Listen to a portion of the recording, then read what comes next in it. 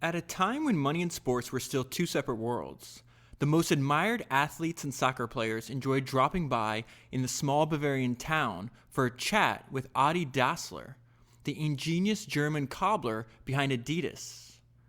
On the other side of the small river that runs through the town, the guests were just as impressive. Just after the war, Rudolf Dassler had walked over after a blazing fight with his brother Adi and set up Puma, a competing brand. Their feud shaped the modern sports business, giving rise to corruption and ever-increasing financial stakes. For several decades, the bickering Dassler brothers ruled over the sports business from their medieval village. Their shoes featured in nearly all the emblematic pictures of sports history. The Americans started hijacking the business in the 80s, when the sons of Adi and Rudolf were spending most of their time fighting each other. Distracted by their own devious rivalry, the two Dassler cousins ignored the rise of the hard-hitting American upstart. Once it had thrashed Adidas and Puma in the United States, Nike set out to capture the European sports business. Okay, so that's an excerpt from the beginning of the book, from the book that I read this week and the one I'm going to talk to you about today, which is Sneaker Wars: The Enemy Brothers Who Founded Adidas and Puma and the Family Feud That Forever Changed the Business of Sports. And it was written by Barbara Smit. The reason I started with that excerpt, I'm still not sure what I'm going to name this podcast, because most of like what I personally enjoyed and what I want to focus on is Adi Dassler. But there's a lot of just interesting things about the family. So I have a feeling like the podcast will just be called The Dassler Family, because there is a bunch of notes and highlights I have regarding how they ran their business that I feel is interesting. But the reason I bring that up is because this book, I'm going to read a couple of the blurbs on the front and back cover. It was not at all. When I picked that up and started reading it, I had one image in my mind of what I thought I was going to learn, like specifically the founding of Adidas and Puma. And there's just so much more to this book. So it says, this is from the Washington Post, it says, Smit gets behind the business proposals, marketing plans, and constant dollar signs to focus on the human aspects of how these warring brands succeeded and why they faded. That's also why I wanted to, I'm going to talk a lot about, not a lot, but a good amount about Nike as well, and the role that Phil Knight and Nike played in that. It is that human component that makes Sneaker Wars read like a modern cautionary tale for those apt to turn big business into the most dangerous of sports. And in the beginning it says, this is from the Wall Street Journal, it says, a book you'll read at a sprint, an anecdote-rich history of competition, commercialism, and corruption. So that gives you a good idea. We're going to learn a lot more than just about the two individuals behind Adidas and Puma. Before I get there, though, I want to start with the early life. The family business before Adidas and Puma of the Dassler family, how they had to deal with World War I. And then I'm going to immediately get into, after that, Adi's resourcefulness and his personality. He is by far my favorite character in the entire book. All right, so let's jump to, we're going to be in the this is actually right before, I'll just read it to you. This is right before World War I, and then we're going to jump right after it. So it says, when it was established in the 1920s, the brothers' shoe business put an end to their family's many years in the weaving industry. Okay, so let me stop right there. Adi and Rudolf were partners. We're going to call that their family business the Dassler Brothers Shoe Company. Eventually, they're going to split up. That's why the title says there's a huge family feud. And the two companies that come out of the Dassler Brothers Shoe Company, it has a different name. It's in German. There's no way I can even pronounce it. Is Adidas and Puma. Okay. Before we get there, we have to understand what's taking place in their lives. So it says it put an end to their family's many years in the weaving industry. Their father, Christoph, was the last in a long line of Dassler weavers. Now, remember the author said at the beginning of the book, they're ruling the sports shoe business from a medieval village. And so you have multiple generations of the Dassler families that were weavers. And this is coming to an end right at the time when Adi's essentially becoming an adult. Okay? So it says, yet the Industrial Revolution made Christoph's skills obsolete, prompting him to switch to shoe production. His wife, Paulina, this is Adi's mother, complimented her husband's meager earnings by setting up a laundry at the back of their house. This is important. Aided by her daughter, the mother and the daughter would clean the clothes, right? And it says the clean wash was then delivered around the town by her three boys. You have Fritz, Rudolf, and Adolf. Adolf is Adi, known around town as the Laundry Boys. Okay, that little meager laundry room in the back of the house is also where Adi's going to start his shoe company. Okay, so it says I'm going to go back a little bit in history. It says in August 1914, the two eldest Dassler boys, Fritz and Rudolf, were drawn into the war. They were among the thousands of Germans who believed they would be back in a matter of months, but who would spend 4 long years away from their home in the muddy trenches. Just months before the end of the war, Adi turned 17 and he's drafted, so he has to go to the front. The war ends. When the Dassler brothers returned, the 3 hardened men found their mother's laundry empty. In the post-war misery, there weren't many who could afford to have their clothes washed by somebody else. So he's seeing an opportunity here. My father's not a weaver anymore. The meager family business that we have is out of business. Like, we have to find ways to support ourselves. This is it. So it says, Adi rapidly made up his mind. He would build up his own small shoe production unit right there in the former laundering shed. Now, this is where we're going to get into the amount of resourcefulness. And this is part of what I admire most about Adi. First of all, I'm going to repeat this over and over again. He has soul in the game. He is completely focused on making the highest quality product he can make, where his brother is more about making money, right? And I'll go into more detail on that in a little bit. But it's also you have to respect his resourcefulness. And what I meant by this is really inspiring is because post-World War I Germany, there's no materials, there's a lot of poverty, there's not even that much electricity, so we're going to see how the hell do you start the company that becomes Adidas in these conditions. So he says, Adi spent many days scouring the countryside, picking up all sorts of army utensils left behind by retreating soldiers. He scavenged for any debris that could be remotely useful and hauled it back to his workshop. Strips of leather could be cut from army helmets and bread pouches to be recycled as shoe soles. Torn parachutes and army haversacks were more useful for slippers. To make up for this blew my mind. To make up for the lack of electricity, Adi came up with an equally clever device. Among his early inventions was a leather trimmer affixed to a bicycle frame, which his friends, it says friends, this is actually his first employee, would pedal to get the band turning. The ingenious young man built up his trade with sturdy shoes that could be expected to last for several years. So that's how they generated their own power. And I found a picture online of this. It's a bicycle frame with a bunch of straps, and they're literally getting electricity by turning the pedals. So he's doing this for several years, and that's another thing you just have to understand about Adi. He's very meticulous, very methodical, and he's completely focused on quality.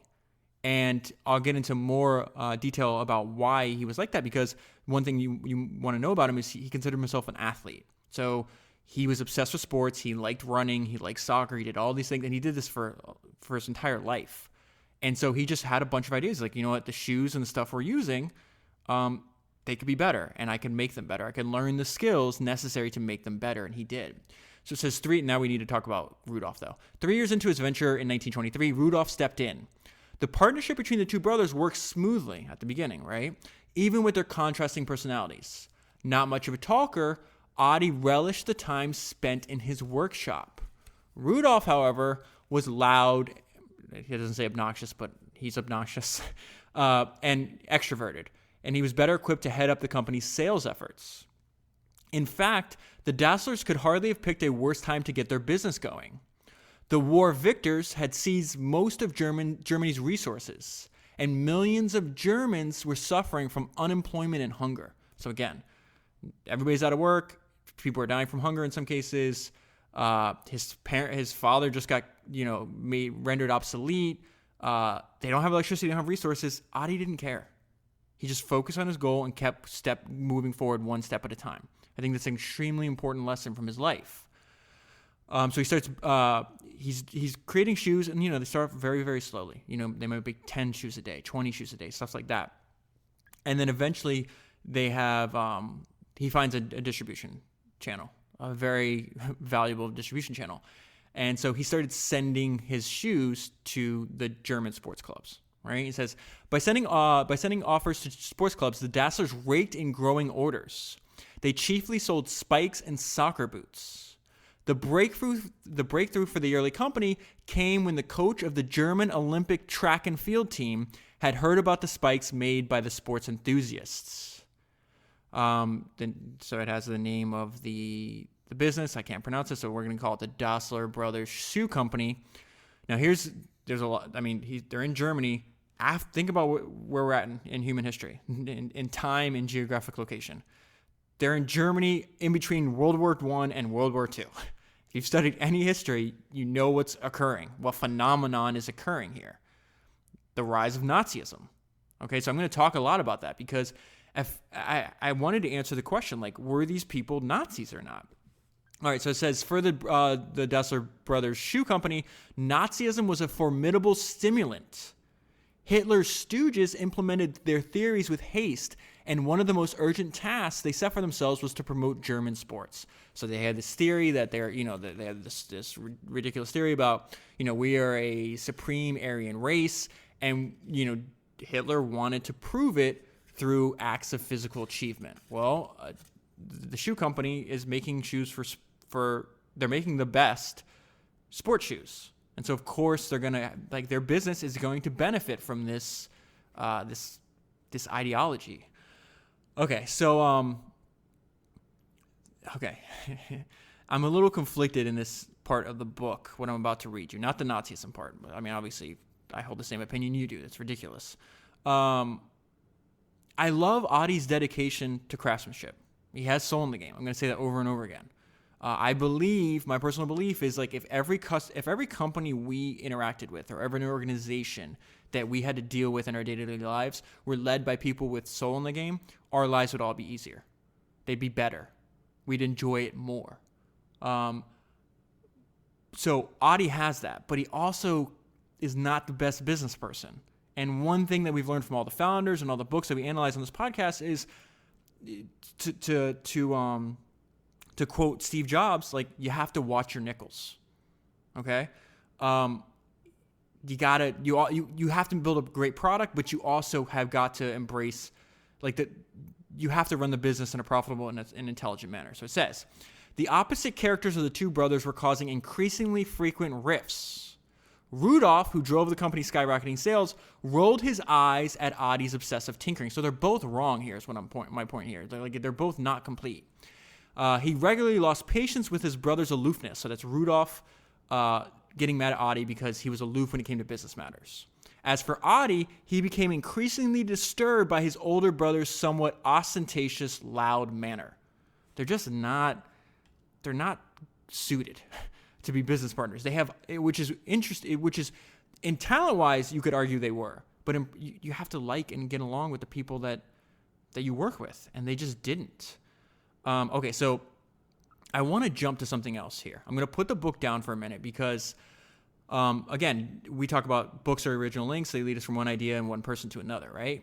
But there is so much more. This book is more about the history of Puma and Adidas, and it goes, now I want to focus more on Adi, right? So I was so intrigued by, I didn't know who he was before I picked up the book. I never even thought about him. I didn't know he existed. So I went and I found, there's online, you see, the Dassler family and the Adidas company has their own history of record, and you can read it, right? And so I want to pull out, I read a bunch of that, I took some notes, pulled out some highlights, and I want to put the book down and do that. And what I thought of, I don't know, there's a documentary on Netflix. It's about Bill Gates. It's Inside of Bill's Mind or something like that. I don't even know what it's called. But in the documentary, it was interesting because it talks about Bill's he's a ferocious reader, and he says something that I thought was kind of the documentary says something that I personally thought was ridiculous. So he reads 275 pages an hour. I don't read like Bill Gates. I'm not my goal is not to read the most books ever. It's to actually think about what I'm learning and reading. So I put the book down for a while and started doing additional research, and then I go back to it. I think that's the better way to use. Like, books are tools. They're not like something like I don't want to just gorge through. I don't know. I'd be shocked if Bill Gates could actually retain all that. I highly doubt that he actually can. So I want to jump to the chronicle and biography of Adi and Kathy Dassler. That's going to be his wife. And just pull out some stuff that I want to tell you right up front, because I wish I had known this before I read the book. Because it kind of, this like brief outline I'm going to give you, it kind of like helped me understand him more as a person. And I think putting this at the front is going to help you understand him and the entire Dassler family as we move through this. All right, so it says Adi Dassler himself was an accomplished and active athlete. He was also a precise observer. He recognized that the athletes of each discipline lacked specialized shoes. Now that statement, this is now the norm, right? But understanding the impact Adi had on the world of sports and business is, in his day, it was not. This is an innovation that he's largely credited for. So he says, in his eyes, this was a disadvantage. This was his concept. If an athlete wore shoes optimized for their specific sport, it would certainly result in improved performance. That statement to us today is completely obvious. 100 years ago, it wasn't, though. In Adi awoke the idea that would guide his life and revolutionize sport. The sporting world needed specialized, dedicated professional shoes for each specific discipline. So this whole idea, like there's undoubtedly areas in life now that the same thing is present today, that they could benefit from some kind of specification, whether it's equipment, software, whatever it is. There's a business opportunity in just taking it a step further and improving that. And that business opportunity was present 100 years ago. It's present today. It will be present 100 years in the future. That's not going to change. So it says, after the First World War, Germany was mired in economic depression and conditions did not favor the successful founding of a company. Some of this is going to be repetitive because it's also covered in the book, but I think it's important. Where during the time of crisis would the material for his shoes come from and who would buy them? To earn a living, he repaired shoes for the citizens of this town he lived in, and to begin the production of sport shoes, he used various materials originally made for military use. I already told you that. So it says, after the war, not only were raw materials in short supply, but the electrical service in Germany was also inadequate. Adi possessed an innovative spirit. With belts, he rigged a leather milling machine to a bicycle mounted to wooden beams, and the first employee worked the pedals to power the machine. So I love that idea. It says, during long hours of detailed work and refinement, Adi continued to develop his shoe models and even tested them himself. Talks about his personality here. Adi was a quiet, focused inventor. There's going to be a lot about Adi when I was reading that reminded me of Henry Royce, one of the co-founders of Rolls-Royce. If you haven't listened to the podcast I did on him, it's essential to anybody that cares about building quality products. It is on Think Founders number 81. There's just a ton of similarities between these two people. So it says, now we're going to get in the beginning of his company. It says, in the first 2 financially difficult years, a dozen workers produced about 50 pairs of shoes per day. They were making mostly soccer shoes and then track shoes. Together, they survived the economically challenging times, and in 1926, demand increased significantly. They had outgrown the family washroom, so Adi and Rudolf decided to take over unused production space. At the second location, this is amazing because at the end of the book, I think they're saying Adidas is producing like 200,000 pairs of shoes a day, right? At the very beginning, they're producing 50. I think even before this, they were producing 10. But now we see, okay, start in the washroom. This is what I can do. Now they have a small factory, and they're going to start making about 100 pairs of shoes. It says, at the second location, they installed more machinery and increased the staff to 25 people. They produced 100 shoes a day. Now, here's a huge increase to their business is the fact that they took advantage of centralized attention on sporting events, like especially the Olympics. And this is an example that had a huge impact on their business. Remember, Adi has this theory. He's like, I'm pretty sure you can get better results if I make specialized shoes for what you're doing.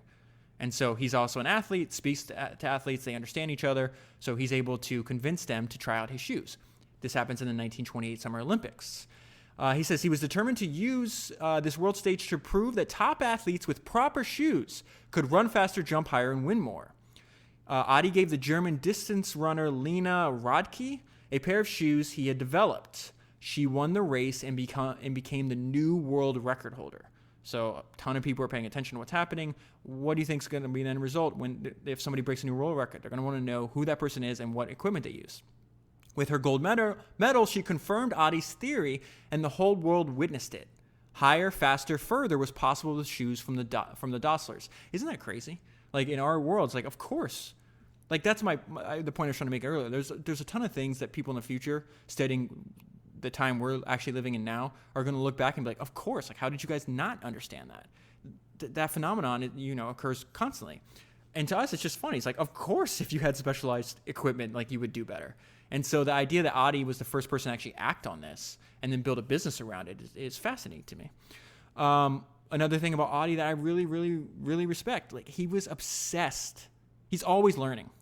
And this is something like the entire point. Why does this podcast exist? For that exact reason. Like the idea that you graduate from school and you stop learning is silly. These people are terrible that do that. Adi was not one of those people. He says in 1932, his business is already booming. He's already having success. Listen to what he does. He decides to attend the shoe technical school in, it's a town called like Pirmasens. I'm probably pronouncing that wrong. And it was known as a shoe town. So at the school and in this town, Adi deepened his knowledge of shoemaking business techniques and model building. Okay, so when I read that part, there's a bunch of things that pop up in my mind that are related to all these other books that I've read and analyzed, right? Not many people know. This is something Jeff Bezos would have done. The very early days of Amazon, there's like a handful of Amazon employees. He leaves Seattle, drives, I forgot how many hours, he paid for and took a 4-day course on book selling. You got to have the humbleness to understand that you can learn from everybody. You know what I mean? Like Jeff Bezos then is obviously not the person he is today. He had to learn to become that person.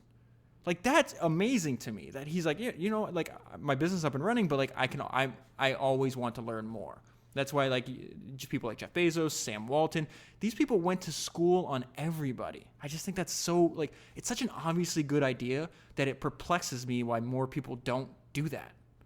Now, so that's the first thing I thought of. And then the second thing I thought of, I was like, okay, so Adi's paying to go to, he already has probably the most successful shoe business in Germany at the time, right? So he pays, he's like, I can learn more though. Like, isn't that there's like a level of like humbleness there. Like he's already the best, but he's like, I can get better. But then the second thing is like, there's a shoe town, right? And that made me think of Enzo Ferrari. I think it was back in Founders number 97 or 98. I think it was 97. I did 2, but I'm pretty sure this is a 97. But he talks about like, Enzo Ferrari is one of the history's greatest obsessives, right? He had this fanatical, singular, maniacal focus on building race cars. And he talked about it that like it was also a product of where he lived in that small town. I think it was, I pronounce it Modena. I think it's Modena. But he says, this is a quote from Enzo Ferrari. It is my opinion that there are innate gifts that are a peculiarity of certain regions, and that transferred into industry, these propensities may at times acquire an exceptional importance. In Modena, where I was born and set up my own factory, there is a species of psychosis for racing cars. That is a hell of a statement. A species of psychosis for racing cars. So undoubtedly, according to Enzo, he was him and his company were benefactors, I think that's the word I'm looking for, of this special psychosis. I think this is also present in, there's a ton of industries that are, even it's weird because I'm like a huge proponent of remote work, and I just think clearly to me, the future of remote work is clearly like distributed, right? And that I think that's a major shift that we happen to be living through, just like Christoph Dassler was living through, the shift of being rendered obsolete, like of weaving or whatever. But there is undoubtedly geographical locations today all across the planet that specialize in certain things. And so that, I guess, is what Adi benefited from. That's what Enzo Ferrari benefited from. I just think it's an interesting thing. It's just one paragraph that I was reading, and it spawned so many other thoughts. All right, now I get to the point. I was like, what is up with the Nazi shit, man? Like, what are you doing here? How?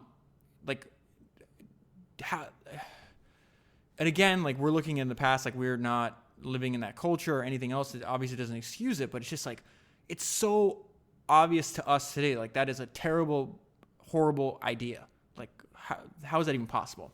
So I wanted to dig into that. I was like, I need to know what you guys thought. And well, let me read this part, and then I'm going to tell you where it's also hard to understand. Like, I grew up in America, right? We don't live in a totalitarian regime like Nazi Germany.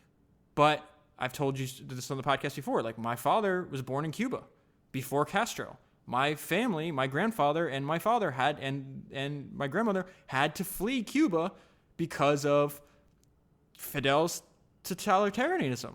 I met a ton of Cubans when I was growing up that literally got on rafts and sacrificed that risked the lives of themselves. I gotta calm down here.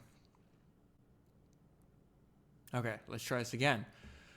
I've met a ton of Cubans who sacrificed the lives of themselves and their children and put them on rafts. Could you imagine what conditions do you have to be living under to risk the lives of your children like that? Like, that's insane. But one thing I learned from that experience was when you talk to them, there's no way to in a totalitarian regime like that, there's no way to accurately gauge, except through their actions, I guess, how people feel about that, because they're forced to lie. You can't go, like, you could back then, I don't even know if it's probably still the same today, but like, you could not publicly criticize the Castro regime. They'd kill you. So it's really hard to see, like, okay, the Cubans are having this done to them. How many of them actually support Fidel and the Castro family, or how many of them are forced to, and doing so, like, they're basically lying about it to protect their lives. I guess there is one way to see how they feel about it, because there's been hundreds of thousands of people that risked the lives of their family and got on makeshift rafts and just took off into the ocean. Okay, I wasn't expecting to talk about that, but it's important for this part of the story because you don't really know in those regimes who actually supports them and who doesn't. So let's get it back into Adi. All right, it says, shortly after the National Socialistic German Workers' Party ascended to political power in 1933, Adi and his brother Rudolf felt pressure to join the National Workers' Party. It was a requirement if they wanted to remain in business, and foremost among the motivating factors for that decision was their obligation to maintain job security for more than 100 employees. To refuse party membership would have negatively impacted the business and jeopardized the workforce. So the equivalent that I understood in my experience, if you to actively seek out, and this happened to people in my father's side of the family, this happened to them. That's why I'm so freaking emotional about this. But it says to refuse party membership would have negatively impacted the business and jeopardized the workforce. To do that in Cuba you would have either been jailed or killed. So that's why I understand what is taking place in the Dassler family at this time, right? So it says, Adi was unimpressed by the so-called movement and was never politically active. To him, it was athletic competition that mattered most.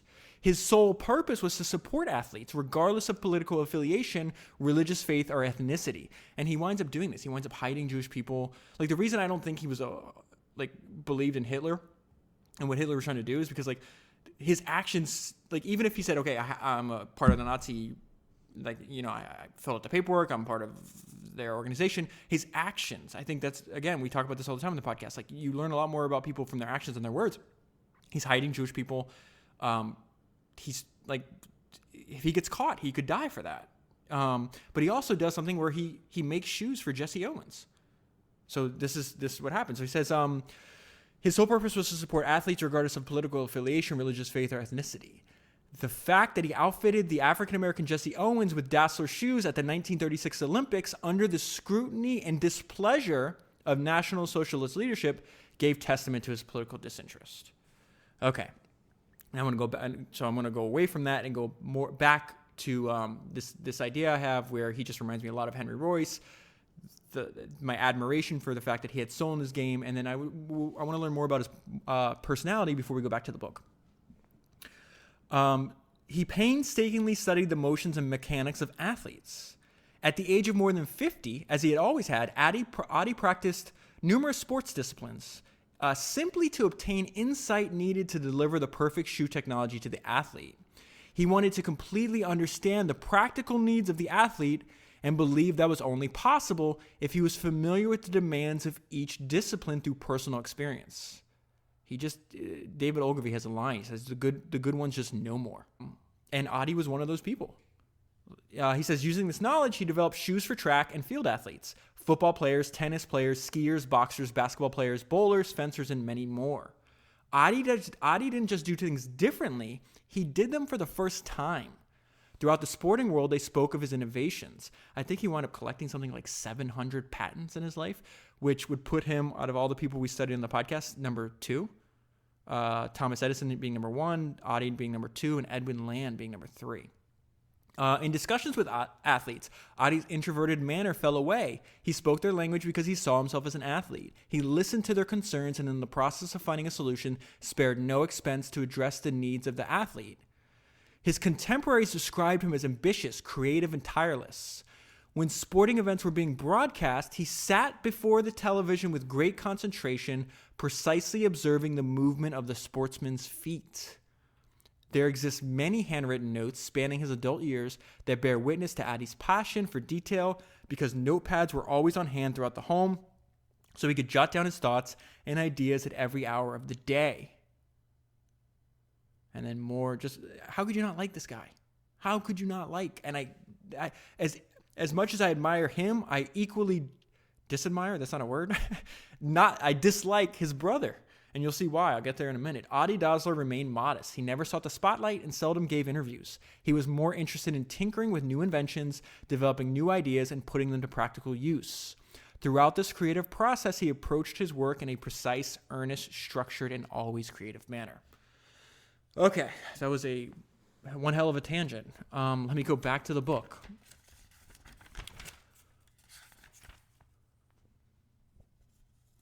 Let's talk a little bit more about the difficulties of building this business in World War II.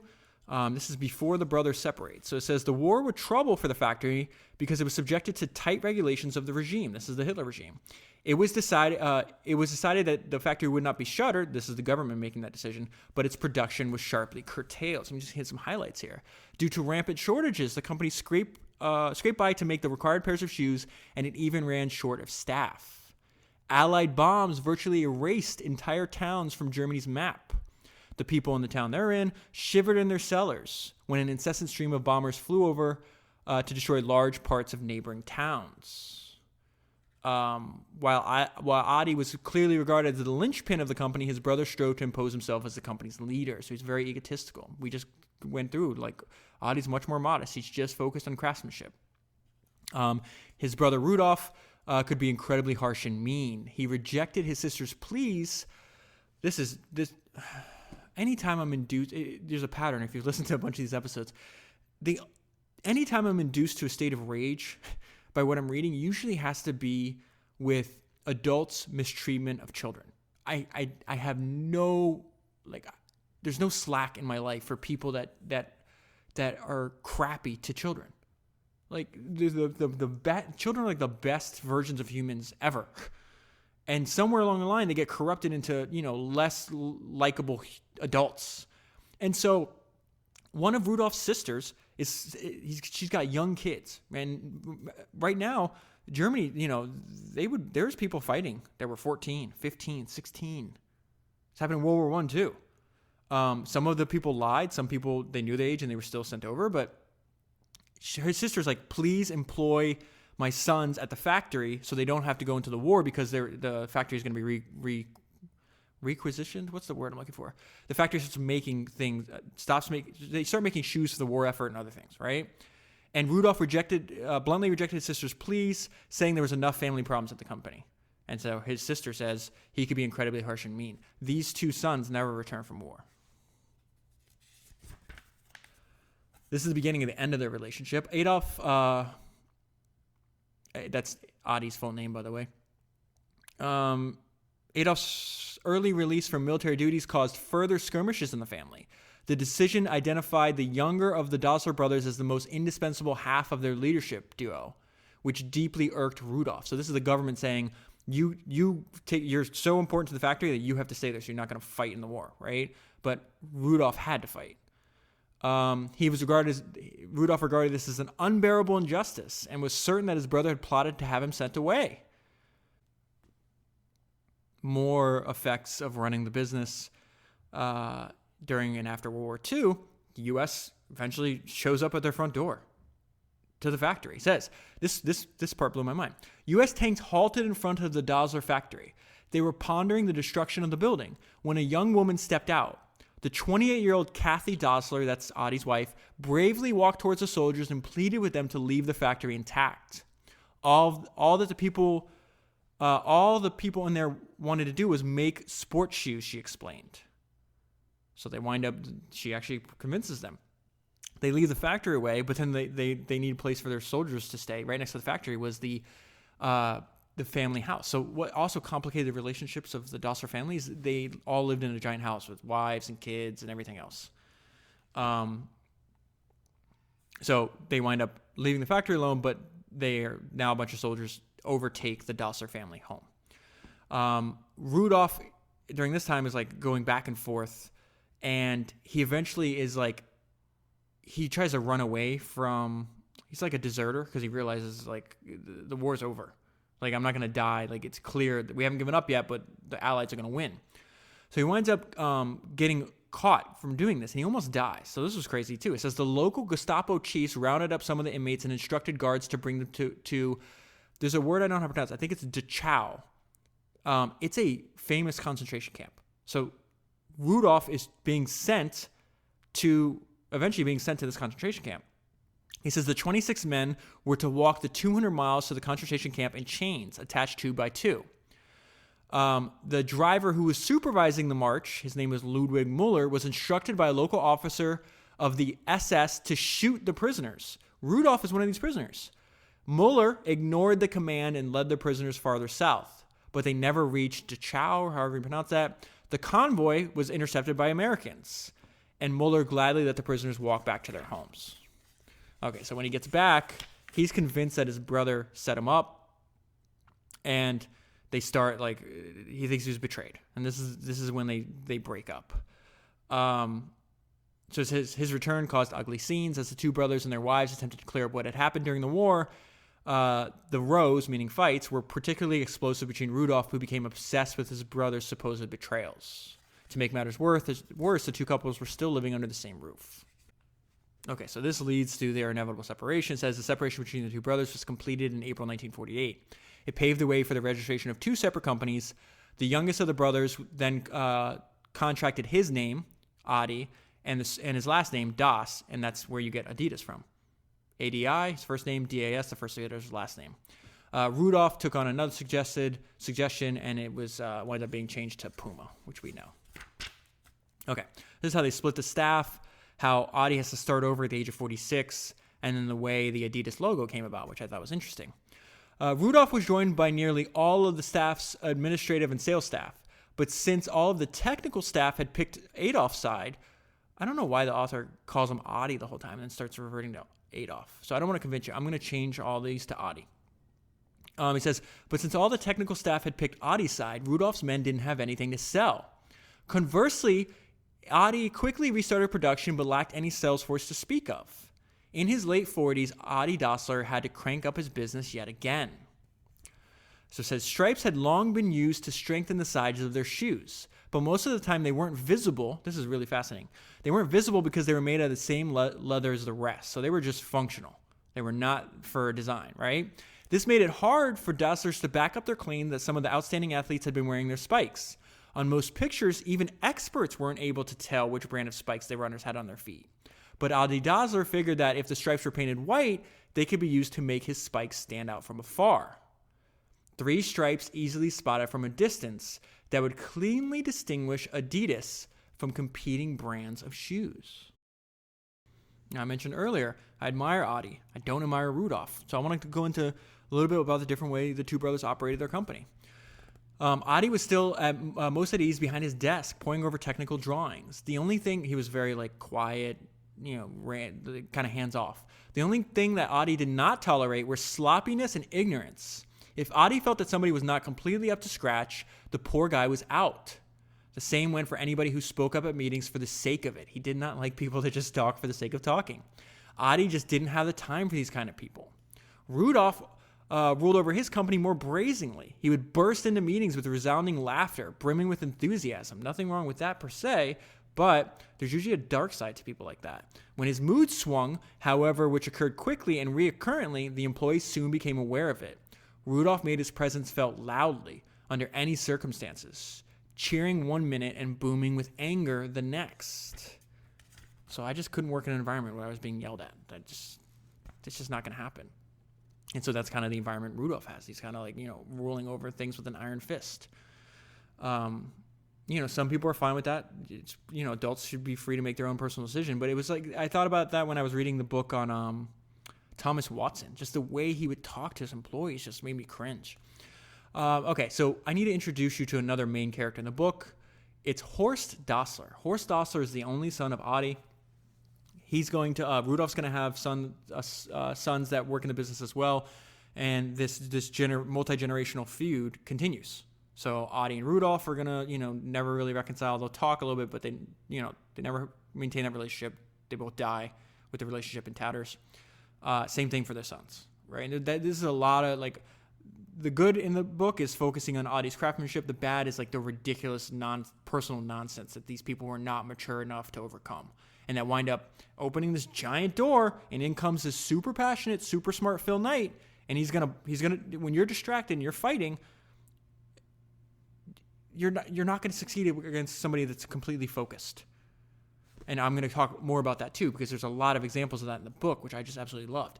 All right, so I want to introduce you to Horst first, and then talk about he's got some good ideas for marketing though. On the weekends, Horst was often dragged along with Adi for lengthy runs in the forest. The young man relished the shared sports activities, which gave him time to forge silent bonds with his father. This is a quote from Horst. My father wasn't exactly bubbly in terms of conversation. His words tended to be pragmatic. And unfortunately, his personality just is not. Adi winds up disowning his son before he dies. So I'll tell you that now. And Horst is also, I'm pretty sure he was a giant cokehead. I'm almost positive.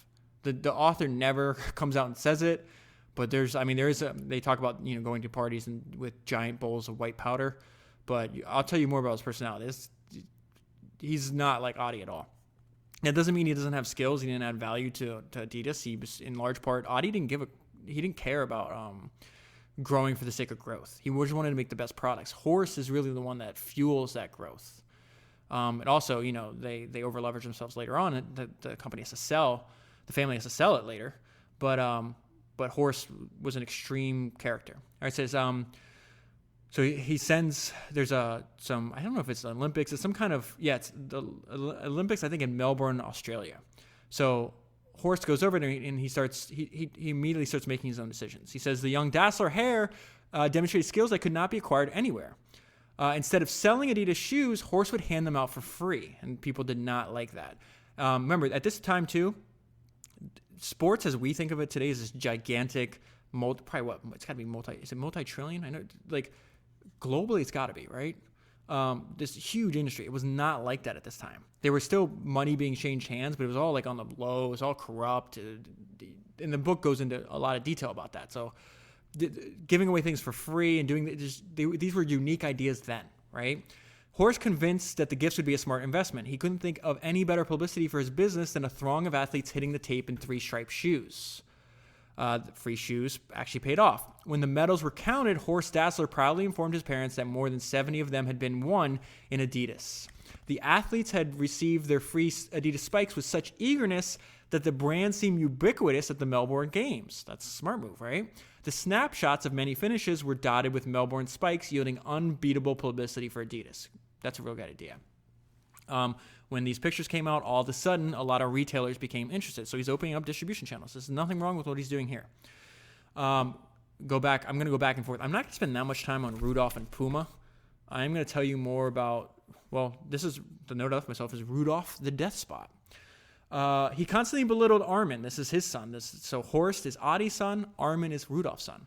He constantly belittled Armin, often in public. Armin pleaded with his father to let him leave and study electronics, but Rudolf wouldn't hear of it. Armin was to learn the tricks of the shoe business as soon as he left college. This was all the more appalling since Rudolf displayed apparently unjustified indulgence towards his second son. His second son's name is Gerd.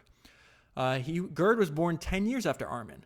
By openly favoring Gerd, he stimulated an aggressive and sometimes unhealthy form of competition between his two sons. The disputes crushed Rudolf's wife. Once a joyous and courageous woman, his wife crumbled on the relationship with her despotic husband. He's just first of all, he can't run the company to save his life. Makes a bunch of dumbass decisions. And then, making your kids compete. Like, what are you doing? What are you doing? And then being like, making your wife, like having such a iron fist at your wife. You don't have a relationship at that point. I hate people like this. This is funny. So I'm going to get a little bit into where does this idea of mixing money, sports, and business come from?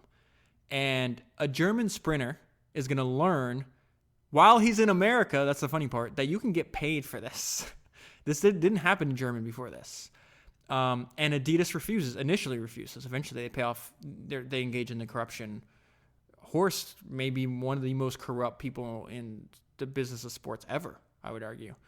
Adidas refused initially, but basically the exact opposite. He has the exact opposite viewpoint of his father. Okay, so this is this German sprinter. He spent some time in the United States. His name's Harry. That might be his last name. Harry had learned that performers deserve to be rewarded financially.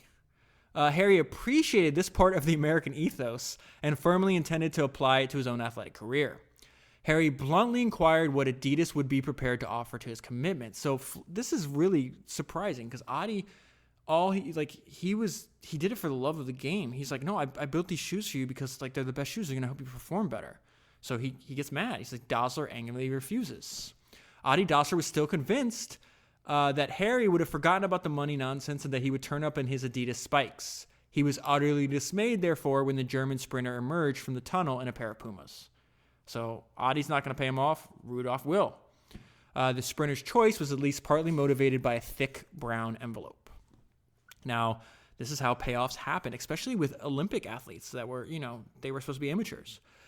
So there's an American sprinter, and he shares what was taking place around this time in history. The American sprinter recalled precisely how it was done.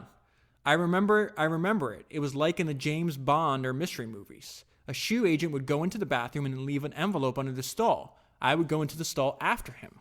You'd get an envelope that had $700 or a couple $1,000s in it, and you thought you were rich. Okay, so this is something, Horst would engage in with frantic, cokehead-like energy. The guy didn't sleep. He worked all the time, was extremely paranoid. Just if you were to list his personality traits and you Google what are the side effects of cocaine, they match up almost exact. Again, the author never says that, but if you read the book, I think you would arrive at the same conclusion. So he's got interesting ideas. He was very much more hands-on. He winds up becoming like a prototypical sports agent almost. He starts a bunch of other companies because he has the outgoing, party kind of personality, the exact opposite of his father. So he has this idea of the revolving dinner ploy. He does have some good ideas in the sense that business is made up of relationships, and certain businesses definitely are. But it's also a very superficial transactional level. He dies really early at 51 from cancer, and 2 days before he's dying, he's writing notes to people, but he even says at the end of his life, he says he's personally unhappy. He's estranged from his wife and his two kids because he worked 24/7.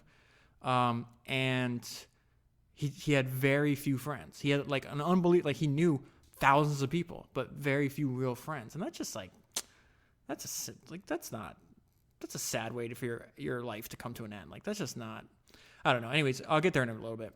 So now once he had spotted an opening, Horst bulldozed ahead. Ignoring obstacles, he prodded his aides into immediate action. So one thing, I do admire about him, he was driven, and he understood that, success in some parts, to some degree, is a function of speed. And so he went fast. He was racing at 200 miles an hour, and we were puffing behind, struggling to keep up. Although contracts didn't stipulate that employees work on Saturdays, the office was usually full that day. Horst worked hardest of all, a workaholic by any standards. He always looked for ways to exploit his time as efficiently as possible. So this is what happens. We see this a lot. You over-optimize in one part of your life, and your time is finite. So that means you're making a conscious decision. Maybe it's not even conscious, but you are making a decision, whether you know it or not, that you're going to make sacrifices in other areas. My point, the reason I bring this up so much, is because it happens in these books all the time. They do that, maybe they don't even mean to do it, and then they regret it later. We have to learn that. If that happens to them, they're humans just like we are. We might feel the same way. So that's why I keep bringing it up. So it says, one of his most bizarre ploys was known as the revolving dinner. 3 groups of people would be set up in separate rooms. Horst would have drinks with one group, sit at the table, then as planned, he would be called away for an urgent meeting. He would then move on to the next group, eat an appetizer, then be called away, and then on to the next group for dessert. At the end of the evening, all of those guests would feel they had dined with Horst Dassler. Now, this part surprised me. Like, why are you doing this? Breaking into new countries and new markets at this time was a very slow, labor-intensive process. Again, I don't think Adi even cared about this, but Horst wanted, Adidas to be like this giant global company. So it says, at the beginning, Adidas received only piecemeal orders from French clubs and athletes. But Horst Dassler picked resourceful players, the kind who would scour the country on match days to hand out Adidas boots and spend many more hours cultivating friendships at the bar. So they were doing this on an individual basis. I'm going to infect one person on the team, and that person is going to spread my product to other areas of the team. Extra rounds were bought for photographers that they promised to shoot close-ups of Adidas boots. So he starts developing this huge network. This is going to very, very reminiscent of the tactics we discussed on the podcast about Mike Ovitz, the person that founded the agency CAA. Horst taught his employees to hook sports people by weaving together personal relationships. So we're going to see his personality. Were you in the locker rooms with them? Horst snapped. Do you know their names or their wives? Did you have lunch with them beforehand? Well, then what did you expect? Such attention were perfectly in line with Horst Dassler's motto, business is about relationships. Now, just like Horst took Adidas to new levels, so did Armin, which is, his cousin, his counterpart. It says the relationship between Rudolf and his eldest son had always been strained. It deteriorated further when Armin, having become more self-assured, began to question his father's conservative methods. Watching Horst, Armin acknowledged that the sports world was undergoing rapid changes, and unless he was allowed to steer Puma in the right direction, the company would be entirely left out. So Armin sees a huge opportunity. He thinks that this is, post-World War II. He's like, you have this giant growing market in the United States. Like, we need to go over there.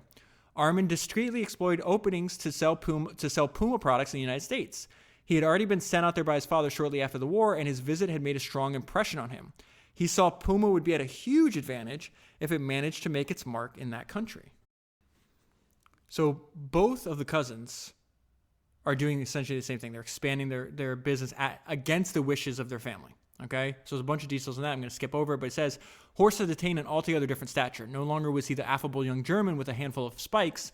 Instead, he had turned into a respected entrepreneur, the international face of Adidas. Horst was seizing control of his parents' brand. Okay, so it's the contrasting, now it's going to lead to a falling out with his father.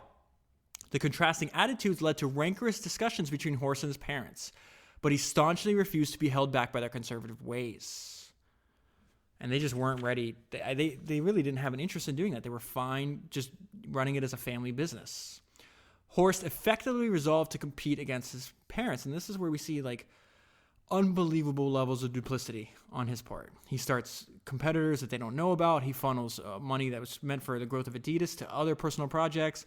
He eventually builds a web of offshore companies all over the globe that are so complex he doesn't even know what's making money, what's not. Again, this is very I said it, he acts like a cokehead. And so the way he's running the business, his father's very upset, and his father's in the 70s at this time. So it says, Adi watched the business with an increasing detachment. Now in his early 70s, he was tired of the relentless complaints from his managers, his wife, and his daughters. So, they have horses running, international expansion of Adidas. The family, including the daughters, are focused on the German aspect of the business, and they start fighting within each other. And so not only are they internally fighting within Adidas, they're also like paying attention to Puma because of the family feud that happened, 30 years earlier. And what's going to happen? You have to focus. Just open this giant door. And here comes Phil Knight. If you haven't listened to the podcast I did on Phil Knight, his book Shoe Dog is one of the best books on entrepreneurship I've ever read. It's Founders Podcast number 10. But more than that, I really think that the opening of that podcast is probably one of the best, if not the best opening of any Founders episode. Because it's this inner monologue. I think Phil Knight's something like 24 years old at the time. And, just like everybody else goes through this, like, what am I going to do with my life? Like, especially at that age, you have this huge uncertainty. Like, everybody goes through that. And, he's on the run. He just goes this inner monologue. He's like, what if I just pursue my crazy idea? And that decision, led to Nike. Is remarkable. Anyways, all right, so it says, another contender that threatened to upset the almighty Dasslers at the Munich Olympics was a small American company called Blue Ribbon Sports. Obviously, that's Phil Knight's company before he changed the name to Nike. It had been set up by Philip Knight, a lanky middle-distance runner and graduate of Stanford Business School. Then known as Buck, Knight had always run at Adidas, but he thought it outrageous that American students should be more or less condemned to buy expensive German spikes. In his Stanford paper, he outlined a business plan to launch a competing brand. So this is a question that launches Nike, or what eventually becomes Nike. Can Japanese sports shoes do to German sports shoes what Japanese cameras did to German cameras, he asked. I love the idea of picking out insights from other industries and applying it to saying, hey, that idea worked over in one industry, it'll probably work in this one. There's a number of examples in history where that's successful. It's a really good framework, mental model, whatever you want to call it. All right, so I'm going to skip ahead in the book, and I'll go back in time, but I want to stay on this Nike thing, okay? So now we're jumping ahead, I don't know, maybe a decade. I think Adi's already dead, and Rudolf is already dead now. But anyways, I want to talk about how Adidas opens the door for Nike with its incompetence. And there's a lot taking place in this section. The idea that they're dismissive about Nike's new technology, they call it a toy. How many times have people discounted new inventions and they say, oh, it's a toy? A ton. The fact that Nike propelled what at the time was the new sport known as jogging, they were very dismissive. Oh, it's not a real sport. And the fact that Nike's not a threat because, we're a much larger company. Yeah, but Nike's growing faster. And you're not. You're shrinking. Eventually, you're going to intersect. All right, so let's go there. So one of the brand representatives in the United States for Adidas, he notices Nike's exploding. So he goes back to Germany. He's trying to tell him, he's like, hey, you guys need to check this out. He says, he figured that Adidas technicians would be interested, but the response was invariably dismissive. The waffle shoe, the running shoe designed by former coach Bill Bowerman, this is Phil Knight's partner, in his kitchen, provoked outright hilarity. They inspected the sample as if it was a piece of dirt. They pulled at it, and then they threw it. They thought it was a big joke, these lunatics who designed shoes with a waffle iron. Yet the dirt, and so it says, they didn't see the Nike as a problem because Adidas had so much demand that they couldn't keep up with them, right? So they'd have suppliers in the United States, they'd place an order, they wouldn't get the result for their order for a year. And so they're like, Nike's no threat. We have more business we can keep up with. Yeah, but you're not delivering the business on time. What do you think everybody's just going to wait around a year to get your shoes? So it says, yet the dearth of Adidas supplies played strongly into the hands of Nike. In the exploding American market, retailers became so weary of the haphazard Adidas deliveries that they could not afford to turn down an alternative brand, that is. To push its advantage, and then Nike takes advantage of that. They're like, oh, okay, check this out. This is really smart. To push its advantage, Nike introduced a shrewd mechanism known as futures.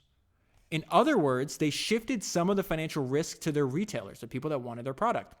In return, the retailers who took part in futures would obtain a sizable rebate on their orders and could rest assured that they would actually obtain the goods. In a market driven by wild demand, this was an unbeatable argument. So you could have a shoe that no one knew existed, And then overnight, maybe like a soccer or a tennis player could win the Wimbledon or whatever, and then you have 100,000 orders the next day. That's what they're talking about. And so what they did is like, hey, if you give us the money early and you commit to buying X amount of Nikes, we'll first of all guarantee that we get it to you on time, and two, we'll give you a discount. And so Nike would take the money from the retailers, give it to their manufacturers in Asia, and essentially have the retailers finance the growth. That's exact opposite of what was happening with Adidas. Adidas owned a lot of their factories, and that's why. And they had a crappy logistics system. So it says, with the jogging boom in the 70s, Nike's advances turned into a tidal wave. At the forefront of the movement, Bill Bowerman led many thousands of otherwise unathletic Americans on daily jogs. And this newly formed army of leisurely runners turned to Nike in mass.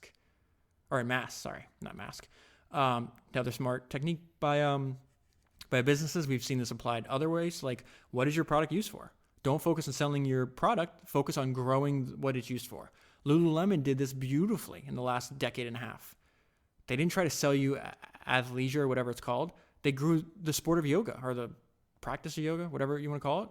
And then, hey, if you're into yoga, you're going to come buy my clothes. Hey, if you're into jogging, you're going to buy Nikes. Brilliant. The German technicians dismissed the trend by contending that jogging is not a sport. You don't get to decide what other people are interested in. This is the height of arrogance. This is the exact opposite of the opinion of their founder. It says, and I wrote focus in caps with exclamation points. Horst Dassler was equally guilty of aloofness when it came. He's running the company full force right now. Adi is dead at this point.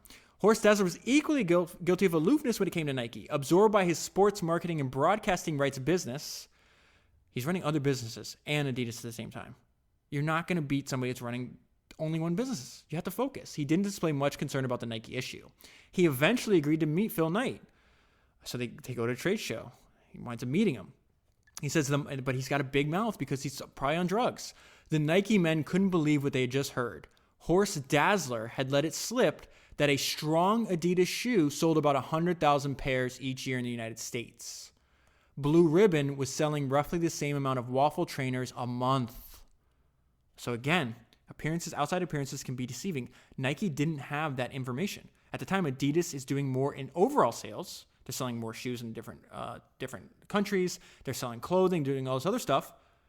But they're like, ooh, wait a minute. We're onto something. You're only selling 100,000. Your best shoe is selling 100,000 a year?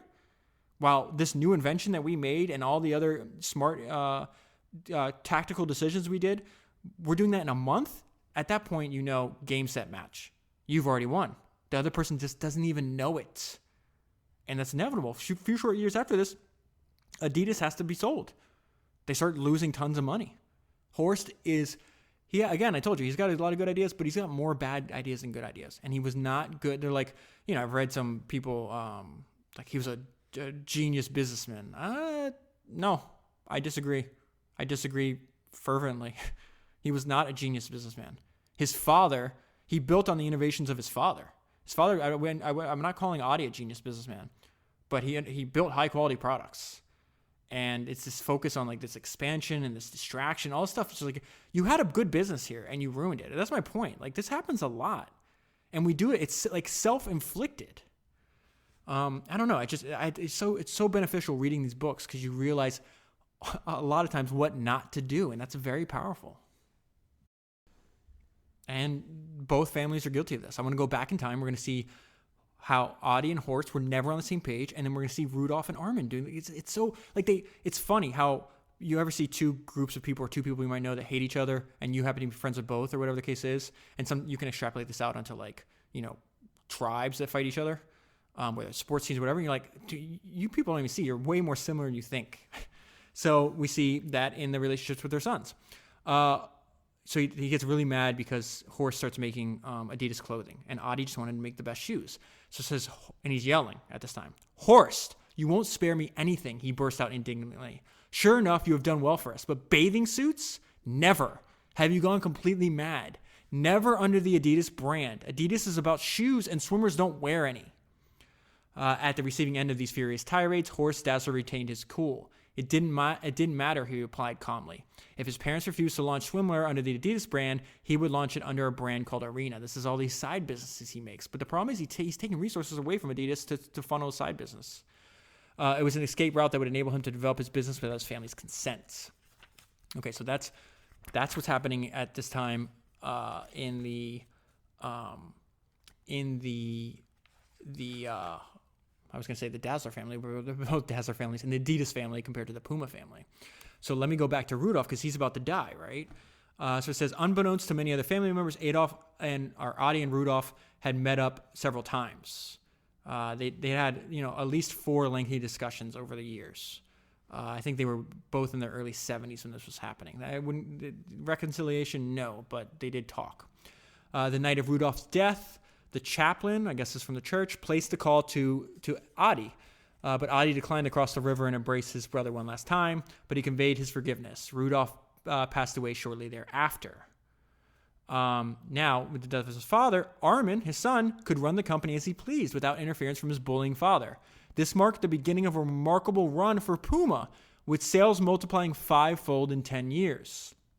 Yet Armin still couldn't measure up with his cousin Horst, who was worming his way into the most influential spheres of the sports business. This becomes starts selling promotions, sponsorships, just growing the brand. But I want to fast forward because this is the author where she's like, it's a remarkable run. Yes, remarkable in the sense that yes, they did more in sales, but a lot of that was unprofitable growth. And so eventually Puma, they sell stocks and the bank takes it over. They lose the family business. And before I read you this part, this section, because I'm going to jump ahead in the time and then go backwards, right? Because I'm trying to organize it by the Puma side and the Adidas side. But when I'm reading this section and you have families, it starts with 2 brothers fighting each other, then their family, then them fighting the descendants of each family, then internally, but everybody is fighting. And over work. And my thought was entrepreneurship should be a force for good. If you have a business that makes you miserable, somewhere along the line, you lost the plot. You took something, one of the greatest inventions in human history, and one of the best things that we as a species have created, and you turned it into from a huge asset to for your family to a disastrous liability. So, skipping ahead. When his father, this is now Armin. Armin lost control of Puma. And so it says, he crashes on the couch in a state of utter despair. He had returned from a meeting at Deutsche Bank. The banker said that they were preparing to remove him from the company. You have lost your business, he was apparently told. This was a devastating blow for Armin, who had dedicated his life to Puma. He had weathered the humiliations inflicted by his cousin and worked relentlessly to make sure that Puma could continue to compete. It was hard for him to comprehend how anonymous bankers could take his family heirloom away from him. From then on, as his wife saw it, Armin would never be the same again. A few shortly later, he dies. It was no longer a family-owned business, and it seemed that the new proprietors could barely wait to erase the family's legacy at the company. Armin Dassler became increasingly prone to depression. He passed away at the age of 61. Although it was cancer that destroyed his body, Armin Dassler's family remained convinced that he was mortally shattered by the loss of his company. Put it this way, his widow said, he didn't fight. All right, so I want to spend the rest of the time talking about Adi. Going to go back in time. Adi's still alive. He never stopped inventing and improving, right? To the day he died. And I learned a bunch of stuff, Muhammad Ali. Adi personally made Muhammad Ali's shoes, boots, I guess they're called boxing boots or whatever the case is. He'd listen to what they needed, and it was fascinating. Even he's running, he owns this giant company. He's still working on an individual level to understand the needs of his customers. And Muhammad Ali was his customer. It's fabulous. And there's just one sentence in the book that just made me smile because it talks about the level of Adi's craftsmanship when it comes to he built such a high quality product that communists would be forced to ignore their capitalistic origins. So it says, Adidas was of such undeniably superior quality that the East Germans were prepared to turn a blind eye to its capitalistic origins. That is fantastic. More about Adi. Well, you know what? There's something else. The benefit, I don't want to spend too much time on Horst because I find him in general to be a distasteful human being. But there is something, he did teach me something that, another example of books at original links. He got really into sports marketing business, whatever you want to call it. And he introduced me to Mark McCormack. I never even heard of him before. But he says, Horst Dassler could not fail to observe the rise of professional sports agents. He was right about these things, who made their money by seeking lucrative sports endorsements for media-friendly athletes. So Horst would do that. He organized a company doing that. He says the instigator of this business was Mark McCormack, an American lawyer who launched his agency in the 1960s on the back of a handshake with golfer Arnold Palmer. McCormack soon turned into the rainmaker of the sports marketing business and his company, IMG, into a sprawling sports and entertainment group. So I've heard of IMG before. I wasn't familiar with McCormack. He wrote a bunch of books. I just ordered some. So he'll probably turn up into a future episode of Founders. But I want to go back to Adi. So right before his dad dies, Horst shares with his friends or his close colleagues, whatever you want to call them. He says he shared his sadness and showed them long, bitter letters in which Adi disowned his son. So it got so bad between them that their relationship was never the same. I think right before he died, they might have reconciled somewhat, but it's just too late. So I want to talk to you more about what's fascinating to me is this level of focus Adi had that he maintained his entire life. It says Adi continued to walk around with his notepad and to tinker in his workshop. The obsession that drove him perpetually to seek improvements for his shoes never faded. Over 5 decades, he registered nearly 700 patents to his name. In his 70s, Adi Dassler continued to shy away from the honors that were bestowed upon him. When strangers turned up at his gates, hoping to catch a glimpse of Adi Dassler, he turned them away unceremoniously. This is somebody talking about something they observed. One day, he was walking his dog in the compound when someone called to the fence asking for Adi Dassler. Adi just shrugged. I don't know, he told the visitors. I'm the gardener. He clad in his three-striped sweatpants, he tended to look the part. Adi once confessed to his friend that he didn't have a clue how many factories Adidas owned, and frankly, he didn't care.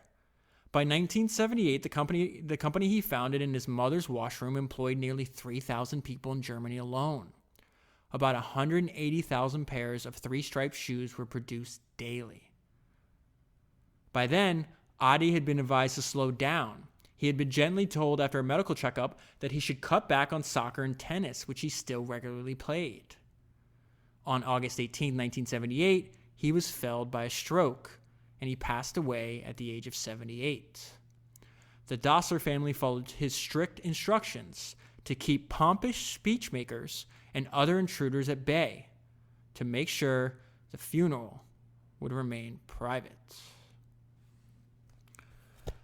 And I'm going to leave the story there. If you want the full story, I'd recommend reading the book.